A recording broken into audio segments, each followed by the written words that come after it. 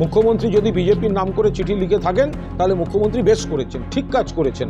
যারা কথায় কথায় ধর্মের নামে ভেদাভেদ করে, যারা উত্তেজক করে, যারা উত্তেজক প্ররোচনা দেয়, যারা ভুয়ো খবর রটায়, যারা ভুয়ো ভিডিও, অন্য জায়গার ভিডিও দিয়ে বাংলায় কুৎসা করতে যায়, যারা উন্নয়নের রাজনীতিতে না পেরে ধর্মীয় ভেদাভেদ করে সীমান্ত লুজ করে দিয়ে বহিরাগত ঢুকিয়ে হামলা করিয়ে ইভেন্ট তৈরি করে, তো তাদের নাম করে বলবেন না তো কার নাম করে বলবেন?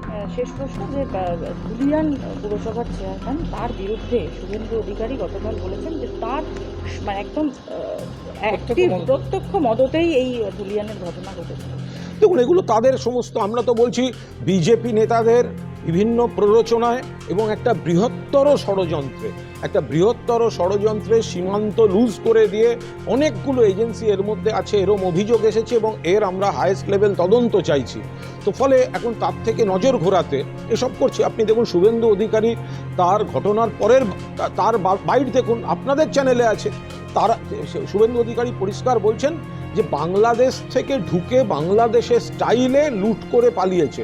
তো উনি বিবৃতি বদলাচ্ছেন কেন? উনি তো প্রথম দিনই বিএসএফ এর ব্যর্থতাটা চোখের সামনে দেখিয়েছেন শুভেন্দু অধিকারী। বাংলাদেশ থেকে ঢুকে, কথাটা তো শুভেন্দু অধিকারীও বলেছেন। তো আজকে বিএসএফ বা কেন্দ্রীয় এজেন্সিগুলো এই ষড়যন্ত্রে আছে, আমরা যে তদন্তের দাবি তুলেছি তার থেকে নজর ঘোরাতে এখন তিনি বিবৃতি থেকে সরে যাচ্ছেন, পাল্টাচ্ছেন।